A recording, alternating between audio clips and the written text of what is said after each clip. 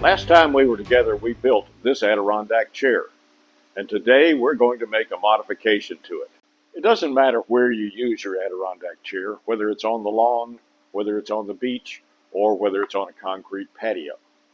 When it comes time to rearrange the furniture, dragging them around can cause damage, and frankly, older folks like me would rather not have to pick these chairs up. So how do we fix that problem? The answer is wheels. I'm going to show you how to put wheels on an Adirondack chair. Now, the design I'm going to show you can be modified for just about any Adirondack chair. I'm going to show you how I did it on the one we made the last time we were together, and you can make your own measurement modifications, do it to any chair you want to.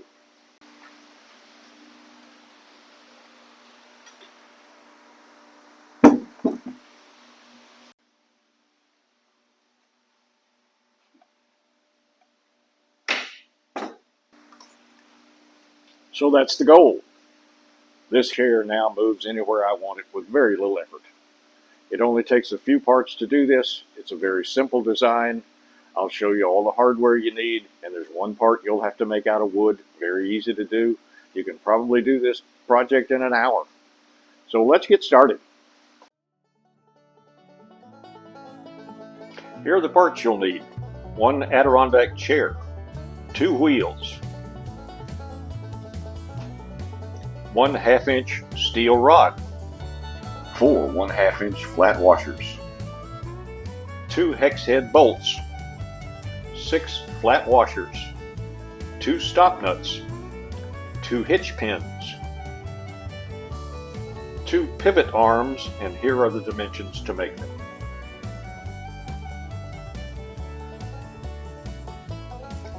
You need to drill a hole in each leg to hold the pivot arm. Draw an arc 3 1/4 inches from the end of the leg. Then place a mark in the approximate center of the leg. Now drill a 5/16 hole through the leg. Be sure to do both legs.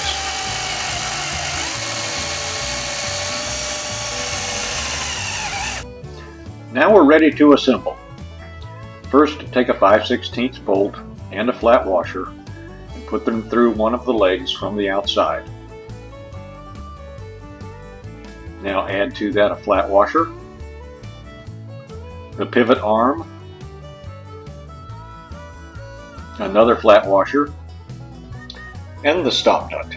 Don't bother to tighten the stop nut just yet. You can do that after final assembly.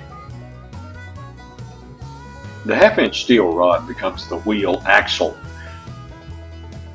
It needs to be about 1/4 inch short of the distance from the outside of the left leg to the outside of the right leg.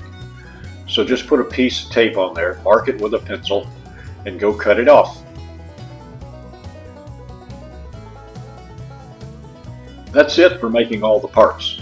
You're ready for final assembly. On the rod, place a flat washer, the wheel, and another flat washer.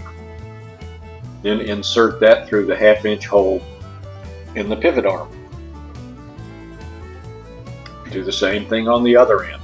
A flat washer, a wheel, and a flat washer.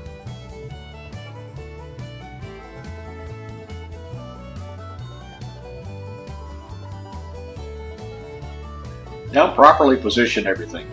We're going to use the measurements we get here to tell us where to insert those hitch pins to hold everything together.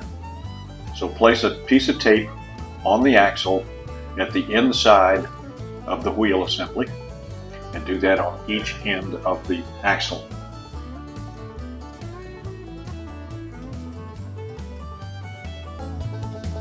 Now go drill an 1/8-inch hole where those pieces of tape are, and we'll insert the hitch pin through those.